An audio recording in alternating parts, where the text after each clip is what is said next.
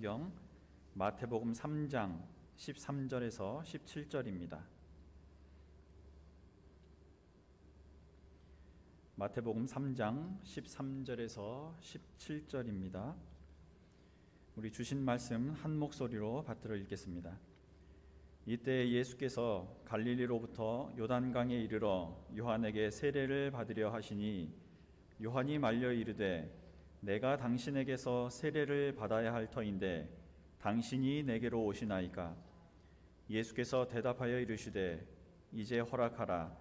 우리가 이와 같이 하여 모든 의를 이루는 것이 합당하니라. 이에 요한이 허락하는지라. 예수께서 세례를 받으시고 곧 물에서 올라오실새 하늘이 열리고 하나님의 성령이 비둘기같이 내려 자기 위에 임하심을 보시더니 하늘로부터 소리가 있어 말씀하시되 이는 내 사랑하는 아들이요 내 기뻐하는 자라 하시니라. 아멘. 오늘도 예배에 함께 하시는 모든 분들 환영하고 축복합니다. 주님의 크신 은총이 가득하시기를 바랍니다. 바이러스 확산이 좀처럼 확실하게 잡히지 않고 있는 모양새입니다. 본래 3일까지 어떤 거리두기가 연장이 되어서 17일로 정해졌는데요. 예배당에 모일 수 있는 날이 이렇게 조금 더 미루어졌습니다. 모여서 예배하기를 사모하는 분들 실망감도 적지 않으리라 생각이 듭니다.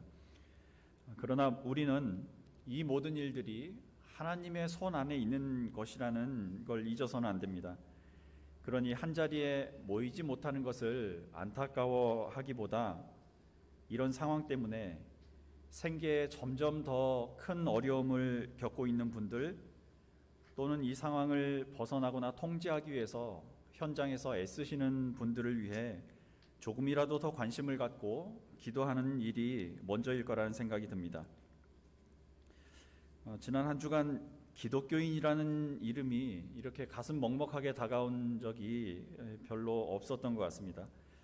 어려운 상황을 극복하기 위해서 모든 국민들이 힘을 모으고 있는 시국에 이단이나 사이비와 구별이 되지 않는 일부 교회들의 고집이나 거짓말도 그렇고요. 16개월 티 없는 한 아이의 안타까운 죽음 뒤에 있는 어른들이 기독교인이었다는 소식들 때문에 특히 더 그랬습니다. 어디까지가 진실인지는 모르겠는데 어쨌든 힘을 가진 어른들의 잘못 때문에 아무 잘못 없는 어린 생명이 이 땅에 잠시 왔다가 하늘로 돌아갔다는 것만은 확실하지요. 이렇게 거짓된 하나님의 이미지나 하나님의 이름으로 악을 행하면서도 그것을 숨기기에 능한 인간의 죄된 속성은요, 여전히 이 세상을 어둠과 멸망으로 몰아넣고 있음을 보게 됩니다. 그럴수록 우리는 하나님의 일을 거짓으로 바꾸는 일에 분노하거나 안타까워하기보다는 무엇보다 우리 스스로를 돌아보면서 이런 죄로부터 삶의 방향을 돌리겠다는 회개의 기회로 삼아야 할 것입니다. 이 시대에 진정 하나님께서 원하시는 성도들의 삶이 무엇인지, 우리 삶의 자리에서 무엇부터 고쳐가야 할지를 분별하는 저나 여러분들이 되시기를 바랍니다. 우리 마태복음 5장 23절과 24절의 가르침을 한번 보겠습니다. 그러므로 내가 제단에 제물을 드리려고 하다가 내 형제나 자매가 내게 어떤 원한을 품고 있다는 생각이 나거든 너는 그 제물을 제단 앞에 놓아두고 먼저 가서 내 형제나 자매와 화해하여라. 그런 다음에 돌아와서 제물을 드려라. 조금 전에 말씀드린 상황과 전혀 관련이 없는 구절인 것 같지만 사실 이런 가르침들조차도요, 개인적인 교훈을 뛰어넘는 가르침이라고 여기는 자세가 우리에겐 필요합니다.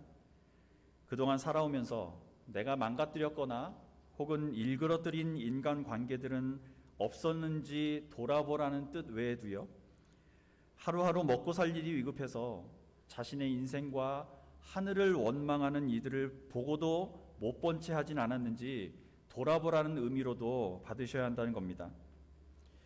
너무 지나치게 확대 해석하는 것이 아니냐고 하실지도 모르겠습니다만 어떤 이들에게는 자신들이 겪고 있는 어려움이 너무 크다 보니까 더 이상 기댈 곳이라고는 하늘밖에 남지 않았다고 느끼는 분들도 있습니다.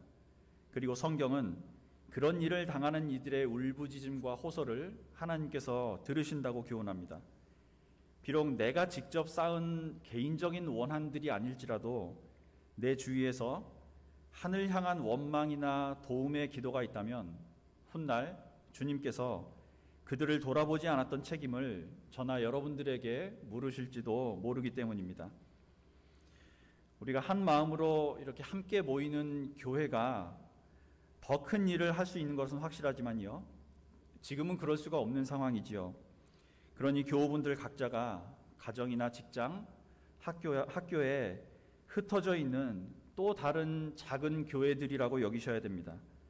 그래서 지금 예배에 함께 하시는 분들 모두가 오가면서 만나는 모든 분들에게 선을 행하시는 좋은 교회가 되어주셔야 한다는 겁니다. 힘써 선을 행하시는 저와 여러분들이 되시기를 예수님 이름으로 다시 한번 축복합니다. 오늘부터 교회력으로 주연절이 시작되는데요, 이 주연절은 예수께서 세례자 요한에게 세례를 받으시면서 공식적인 사역을 시작하신 날을 기념하는 절기입니다. 공식적으로 나타나셨다고 해서 공현절이라고 하기도 하고요, 주님 세례 축일 이렇게 부르는 곳도 있습니다. 단순히 세례를 받으셨다고 해서 붙여진 이름은 아니고요, 이날 성령께서 예수께 임하면서 이는 내 사랑하는 아들이다, 내가 기뻐하는 자다, 이렇게 했던 일 때문입니다. 오늘 본문을 세 번역으로 다시 한번 읽어드리겠습니다. 예수께서 세례를 받으시고 곧 물에서 올라오셨다. 그때 하늘이 열렸다. 그는 하나님의 영이 비둘기같이 내려와 자기 위에 오는 것을 보셨다. 그리고 하늘에서 소리가 나기를 이는 내가 사랑하는 아들이다, 내가 그를 좋아한다 하였다. 예수께서 세상에 드러나신 것이 기준이라면 왜 세례 때가 기준이냐? 성탄일부터 이미 드러나신 것이니 그날을 기념해야 된다라는 주장도 있습니다. 그래서 교단이나 종파에 따라서 이 세례가 아니라 예수께서 탄생하신 날을 기준으로 삼기도 합니다. 더 정확하게는 예수께서 왕이심을 고백했던 동방박사들의 방문에서부터 시작되어야 한다는 거지요. 그런데 이렇게 예수께서 태어나신 날이나 동방박사들이 방문했던 날짜, 세례를 받으신 날짜 등은 역사적인 사실에 근거한 정확한 날짜가 아니기 때문에 예수께서 지니고 계신 신성이 정확하게 언제 드러났느냐고 날짜를 따지는 일은 그다지 의미가 없어 보입니다. 그래도 예수께서 언제부터 성령의 기름 부으심을 받고 활동을 시작하셨는지, 그리고 특히 그 의미가 무엇인지를 고민해 보는 것은요, 그리스도인으로서 꼭 필요한 일이라고 하겠습니다. 이런 여러 논쟁과 논의를 거쳐 최근에는요, 1월 6일을 주현일로 지킵니다. 그리고 이 주현일이 지난 첫 주일부터 세례를 받으시고 공생애를 시작하신 주현절기로 이렇게 지키게 되었습니다. 사순절기 전까지 계속되는데요, 이 기간 동안 교회는 예수님께서 하신 사역들을 되돌아봐야 됩니다. 하나님 나라의 복음을 전하시고 가르치시고 아프고 억눌렸던 자들을 돌보셨던 일들을 기억하면서 우리 교회가 성장하는 방향, 추구하는 방향이 맞는지 돌아봐야 한다는 겁니다. 그래서 우리 역시 예수께서 이 땅의 사람들 한가운데로 오셨고 그들과 함께 하셨던 것처럼 때로는 모여서 때로는 흩어져서 그분의 빛을 비추는 제자로 살겠다고 다짐해야 하는 거지요. 예수께 성령이 임해서 공생애를 시작하게 되신 것처럼 우리 교회도 올 한 해는 성령의 인도하심과 충만하심을 받으며 성장하게 되기를 소망합니다. 비록 당분간 한자리에 모이는 교회의 모습은 아닐지라도요, 그동안은 흩어진 그분의 제자들로서, 그분의 자녀들로서 계시는 곳마다 그분의 가르침, 그분의 생을 드러내는 복을 누리시기를 예수님 이름으로 축복합니다. 오늘 본문은 예수께서 세례를 받으시는 장면인데요, 하나님 나라의 복음을 전하시기 위해 본격적으로 활동하시기 전에 성경은 예수께 임했던 두 가지 중요한 사건을 우리에게 알려줍니다. 하나는 광야에서 40일 금식하신 후에 사탄에게 세 가지 시험을 받는 일이었고요, 다른 한 가지가 바로 오늘 장면입니다. 요한복음에는 사탄에게 광야에서 시험을 받으신 내용이 빠져 있습니다. 그러나 세례 요한에게 세례를 받으신 이 사건은 사복음서 모두에 기록되어 있습니다. 그래서 오늘은 예수께서 세례를 받으신 장면을 조금 다루어 보려고 합니다. 이 장면을 살펴보기 전에요, 세례가 무엇인지 잠깐 설명을 드리겠습니다. 세례라는 말은 씻는 예식이란 뜻이지요. 물을 사용해서 더러운 것을 씻어낸다는 정화의 의미가 들어 있습니다.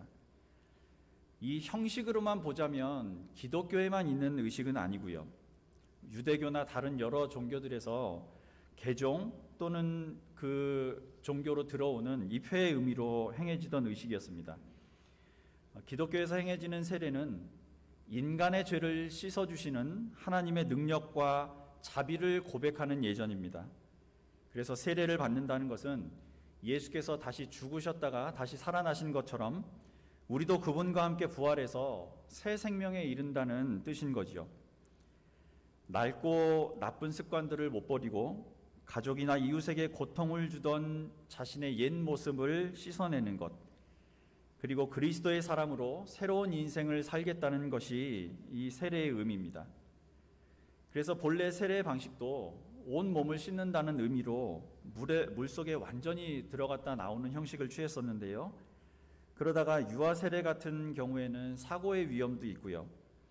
세례가 죄를 씻는 상징적인 의미이지 실제 물이 다 씻어주는 것은 아니라는 신학적인 반성 때문에 시간이 지나면서 물을 머리에만 묻히는 약식으로 바뀌었습니다. 예수님과 하나가 된다는 뜻이기 때문에 이 세례라는 것은요, 개인의 고백일 뿐만 아니라 교회 전체의 고백인 거지요. 그래서 예배 시간에 모든 회중들이 모인 곳에서 정기적으로 행하는 것이 원칙입니다. 그런데 오늘 본문에 나온 모습은 조금 특이합니다. 세례의 의미가 인간의 죄를 깨끗이 씻는 하나님의 능력과 자비를 고백하는 것, 그리고 새로운 사람이 되겠다는 의미가 있는데, 하나님의 아들이신 예수께서 세례를 받으신다는 것 자체가 그렇죠. 그것도 스스로 자진해서 요한에게 세례를 받겠다고 오셨습니다. 아무리 인간의 몸을 입고 오셨다고 한들 죄를 씻는 세례가 그분에게 무슨 필요가 있겠으며 누가 그분께 감히 세례를 베풀 수 있단 말입니까?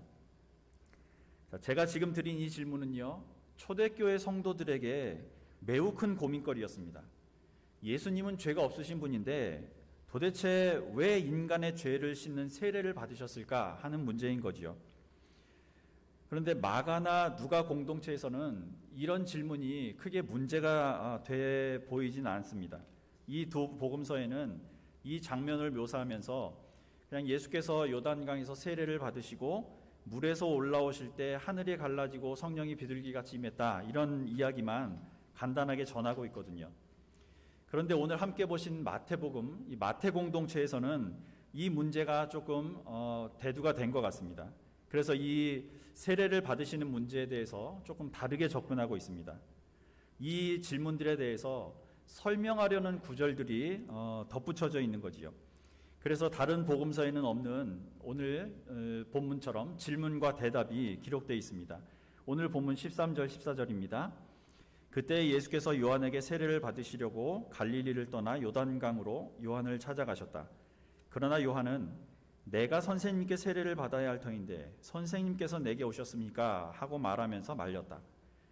요한이 자기에게 오신 예수께 자신이 오히려 예수께 세례를 받아야 하는데 왜 굳이 자신에게 세례를 받으러 오십니까? 라고 여쭌 거지요. 그러자 예수님께서 이렇게 답해 주십니다. 15절입니다. 예수께서 그에게 말씀하셨다. 지금은 그렇게 하도록 하십시오. 이렇게 하여 우리가 모든 의를 이루는 것이 옳습니다. 그제서야 요한이 허락하였다. 그 뒤에 기록까지 보겠습니다. 16절 17절입니다. 예수께서 세례를 받으시고 곧 물에서 올라오셨다. 그때 하늘이 열렸다. 그는 하나님의 영이 비둘기같이 내려와 자기 위에 오는 것을 보셨다. 그리고 하늘에서 소리가 나기를 이는 내가 사랑하는 아들이다. 내가 그를 좋아한다 하였다. 세례를 받으실 때 하늘이 열렸다라는 표현은요, 유대 묵시문학이나 신약에 자주 등장하는 표현입니다. 요한계시록 4장 1절을 예로 보겠습니다. 그 뒤에 내가 보니 하늘에 문이 하나 열려 있었습니다. 그리고 전에 내가 들은 그 음성 곧 나팔 소리와 같이 나에게 들린 그 음성이 이리로 올라오너라. 이 뒤에 일어나야 할 일들을 너에게 보여주겠다 하고 말하였습니다. 하늘이 열렸다라는 말은요, 이제 메시아신 예수를 통해서 이 유대인들이 그토록 오랫동안 기다려온 구원과 종말이 비로소 시작되었다는 뜻입니다.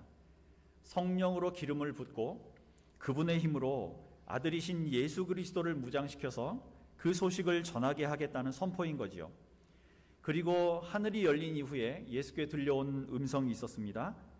내 사랑하는 아들이며 내가 그를 좋아한다 라는 말인데요, 이 표현이 다른 복음서 구절에 똑같이 등장한 적이 있었습니다. 예수께서 제자들을 데리고 산에 올라가셨다가 그 모습이 해처럼 빛난 적이 있었는데 바로 그때 이 똑같은 표현이 기록되어 있습니다. 마태복음 17장 5절입니다. 베드로가 아직도 말을 하고 있는데 갑자기 빛나는 구름이 그들을 뒤덮었다. 그리고 구름 속에서 이는 내 사랑하는 아들이다. 나는 그를 좋아한다. 너희는 그의 말을 들어라 하는 소리가 들려왔다. 하늘이 열리고 내가 너를 사랑한다. 너는 내 아들이다. 라는 이 표현은요, 모두 구약의 약속들과 관련이 있습니다. 잠시 그 부분들을 확인해 보겠습니다. 시편 2편 7절입니다. 나 이제 주님께서 내리신 칙령을 선포한다. 주님께서 나에게 이르시기를 너는 내 아들, 내가 오늘 너를 낳았다. 이사야서 42장 1절입니다. 나의 종을 보아라. 그는 내가 붙들어주는 사람이다. 내가 택한 사람, 내가 마음으로 기뻐하는 사람이다. 내가 그에게 나의 영을 주었으니 그가 뭇 민족에게 공의를 베풀 것이다. 이런 구약의 약속들과 표현들을 떠올려 본다면요, 예수께서 세례를 받으셨다는 것은 그분이 받으신 세례가 죄를 회개하고 새로운 사람이 되는 의미라기보다는 오히려 기름 부음을 받는 왕의 모습이구나라는 걸 알 수가 있습니다. 유대인들에게 메시아란 다윗 시대를 떠올리게 하는, 다시 꿈꾸게 하는 인물입니다. 자, 다윗이 사무엘에게 기름 부음 받는 장면을 한번 보겠습니다. 사무엘상 16장 13절입니다. 사무엘이 기름이 담긴 뿔병을 들고 그의 형들이 둘러선 가운데서 다윗에게 기름을 부었다. 그러자 주님의 영이 그날부터 계속 다윗을 감동시켰다. 사무엘은 거기에서 떠나 라마로 돌아갔다. 예수께서 세례를 받으신 것은 여러 가지 의미가 있겠지만요, 그 의미들을 크게 이렇게 두 가지로 정리해 드릴 수 있겠습니다. 첫째, 겸손함 또는 의지의 표현입니다. 요한의 세례 역시 하나님께서 만드신 것이다 라는 걸 인정하시고요, 자신을, 다른 사람들, 그러니까 죄인들과 동일시하겠다는 의지의 표현인 거죠. 하나님의 뜻을 이루기 위해서 오셨으니 그분의 계획대로 하나도 빠짐없이 모든 것을 완벽하게 행하시겠다는 의미가 담겨 있는 겁니다. 이것이 첫 번째 의미고요. 두 번째, 왕으로서 성령의 기름 부음을 받은 사건입니다. 다윗이 기름 부음을 받고 그 이후에 성령에 충만했던 것처럼 예수께서 받으신 세례는 죄를 씻기 위한 것이 아니라 왕으로 기름 부음을 받는다는 선포의 의미라는 거죠. 자, 이 두 가지 의미를 말씀드렸는데 이걸 다시 정리하자면 겸손한 왕, 이렇게 다시 정리해 드릴 수 있을 겁니다. 본격적으로 복음을 선포하기에 앞서서 이런 절차들을 하나씩 매듭 짓고 계시는 거지요. 자, 지금까지 일반적인 세례가 뭔지, 그리고 예수께서 받으신 세례가 뭔지 말씀드렸습니다. 그러나 역시 중요한 것은 지금 시대를 살아가는 우리겠지요. 우리에게도 세례란 내 죄를 깨끗이 씻는 하나님의 능력과 자비를 고백하는 것, 그리고 새로운 사람이 되겠다는 의미라고 말씀드렸습니다. 그럼 여기에서 한 번 더 질문을 드려보겠습니다. 그러면 새로운 사람이란 어떤 사람입니까? 새롭게 된다는 게 지금 나에게 무슨 의미가 있습니까? 오늘은 이 질문에 대한 답을요, 예수께서 받으신 이 메시지에서 찾아보려고 합니다. 하나님의 아들, 그분이 기뻐하는 자라는 말을 들으셨던 장면인데요, 예수께서 세례를 받으신 후에 하나님의 아들이라는 메시지가 전해졌다는 이야기가 성경에 이렇게 기록된 이유가 있습니다. 물론 아까 잠깐 말씀드린 대로 초기 기독교인들이나 선교를 위해서는요, 예수께서 참으로 그분의 아들이시다, 메시아이시다, 우리의 죄를 대속해 주러 이 땅에 오셨다는 걸 증명할 필요도 있었습니다. 특히 마태복음은 주로 유대인들을 대상으로 기록된 복음서이기 때문에 하나님의 이름을 함부로 부르지 않는 이 유대인들의 속성을 알고요, 하나님 나라라는 직접적인 표현보다 천국이라는 용어를 주로 사용하기도 했습니다. 하늘나라라는 표현이죠. 복음서가 쓰인 이후 많은 시간이 흘렀고요, 지금 우리들은 이런 역사적인 사실들을 알고 있습니다. 그렇다면 우리에게는, 지금 저와 여러분들에게는 이것이 무슨 의미일까요? 성령께서 전해주신 이 메시지에는 예수께서 메시아라는 사실을 증명하기 위한 의도로만 기록이 되었을까요?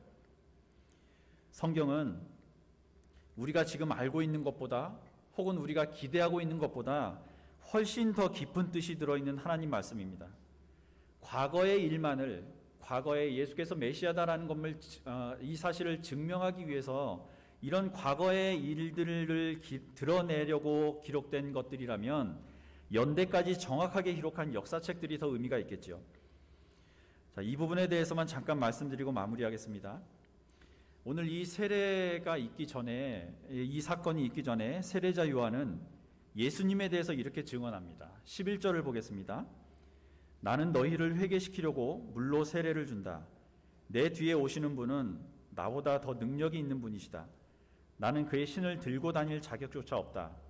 그는 너희에게 성령과 불로 세례를 주실 것이다. 자신은 물로 세례를 줄 뿐이지만 자기 뒤에 오실 예수께서는 성령과 불로 세례를 주신다는 내용입니다. 한 곳을 더 확인해 보겠습니다. 마태복음 12장 47절에서 50절입니다. 한 사람이 예수께 여짜오되 보소서 당신의 어머니와 동생들이 당신께 말하려고 밖에 서 있나이다 하니 말하던 사람에게 대답하여 이르시되 누가 내 어머니며 내 동생들이냐 하시고 손을 내밀어 제자들을 가리켜 이르시되 나의 어머니와 나의 동생들을 보라. 누구든지 하늘에 계신 내 아버지의 뜻대로 하는 자가 내 형제요 자매요 어머니이라 하시더라.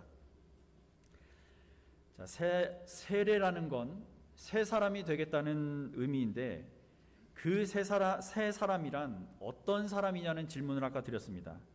그 답이 조금 전에 나왔습니다. 예수께 성령과 불로 세례를 받은 사람이 새 사람이고요, 하나님 앞에서 어제의 잘못된 습관들을 버리고 그분이 원하시는 모습대로 살아가는 사람이 새 사람인데요, 그런 사람이 누구라고 하신 겁니까? 이런 사람이 내 형제고 내 자매고 내 어머니다 라는 겁니다. 오늘 말씀은 예수께서 세례를 받으시고 공생애의 출발을 알리는 사건이었습니다. 우리는 하늘에서 예수께 내려온 말씀, 이는 내가 사랑하는 아들이다, 내가 그를 좋아한다는 이 메시지가 단순히 예수께만 해당되는, 예수께만 전해진 정말 특별한 것이었다는 생각에서 벗어날 필요가 있습니다. 이 메시지가 그분의 뜻과 가르침을 그대로 따라가려는 저와 여러분들에게도 주시는 그분의 상속자로서의 권리를 우리에게도 똑같이 인정해 주신다는 또 다른 약속의 시작인 거지요. 우리도 예수님과 똑같이 그분의 귀한 딸, 그분의 아들이라는 겁니다. 그리고 하늘 아버지께서 그런 우리를 좋아하고 계신다는 거지요. 우리가 예수님을 우리의 구원자, 하나님의 아들이라고 고백하고 의지하는 것, 그리고 그분의 십자가와 부활의 의미를 반드시 기억해야 된다는 것은 분명합니다. 그러나 우리는 이런 내용들을 머리로만 알고 평생 예수께서는 나의 주님이십니다 라고 고백만 하는 수준의 신앙에서 머무를 것인지, 아니면 나를 따라와라, 나와 함께 가자는 그분의 초대에 응하면서 그분과 같은 삶을 살기로 결단하고 그분의 참 제자가 될 것인지를 우리는 결정해야만 합니다. 오늘 말씀은 이렇게 살기로 결단한 사람들에게는 예수께서 받으셨던 너는 내가 사랑하는 자녀다. 내가 너를 좋아한다. 라는 것과 똑같은 메시지가 우리에게도 선포될 것이라는 걸 알려주는 사건인 거지요. 주님께서는 수천 년 전에 당신께서 하셨던 일, 이 땅에서 평화를 일구고 하늘아버지의 복음을 전하는 일을 계속 하시기 위해서 지금도 저와 여러분들을 부르고 계십니다. 한 곳에 너희끼리 조용히 이렇게 모여서 신앙 잘 지키고 살아라 하시면서 이곳에 이렇게 훌륭한 교회를 세워주신 게 아니라는 겁니다. 이 코로나19 시대 이후에요, 우리의 신앙과 이 땅의 교회들은 근본적으로 달라져야 됩니다. 예배에 함께 하시는 모든 분들의 내면이 이제는 하나님의 딸이고 아들이며 그분께서 우리를 좋아하신다는 이 귀한 메시지와 선포로 가득해지시길 바랍니다. 그래서 그분의 뜻대로 하는 참된 그분의 자녀, 그분의 상속자들이 되시기를 소망합니다. 그래서 이 땅에 창조주이신 하나님의 탄식과 한숨이 아니라 그분의 참 기쁨과 평안의 소식이 예수 그리스도를 닮아가려는 우리를 통해 전해지기를 바랍니다. 그런 저와 여러분들을 통해 하나님의 나라가 그분께서 사랑하셨던, 지금도 사랑하고 계시는 바로 이 땅에서 이루어지게 될 것입니다. 남은 평생 이런 믿음과 확신을 가지고 말씀 위에 굳게 서서 살아가시기를 우리 주님 이름으로 축원합니다. 하나님 자녀로서의 삶을 교훈한 바울의 가르침을 한 곳 함께 보고 마치겠습니다. 데살로니가전서 5장 14절에서 18절입니다. 우리 함께 읽겠습니다. 형제 자매 여러분, 여러분에게 권고합니다. 무질서하게 사는 사람을 훈계하고 마음이 약한 사람을 격려하고 힘이 없는 사람을 도와주고 모든 사람에게 오래 참으십시오. 아무도 악으로 악을 갚지 말고 도리어 서로에게 모든 사람에게 항상 좋은 일을 하려고 애쓰십시오. 항상 기뻐하십시오. 끊임없이 기도하십시오. 모든 일에 감사하십시오. 이것이 그리스도 예수 안에서 여러분에게 바라시는 하나님의 뜻입니다. 아멘. 우리 준비된 자료를 보시고 공동기도 드리겠습니다.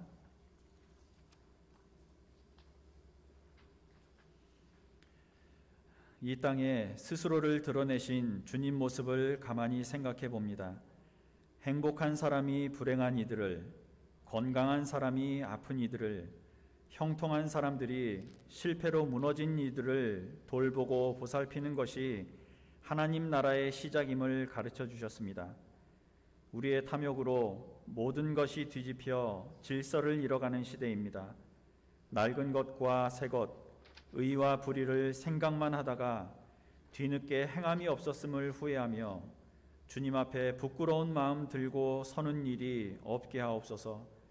내 집 문 걸어 잠근 채 혼자서만 누리는 평안이 참 평안이 아님을 깨닫게 하셔서 우리 세상 환히 밝히는 참된 주님의 자녀로 살게 하옵소서. 우리에게 생명의 길을 알려주신 예수님 이름으로 기도합니다.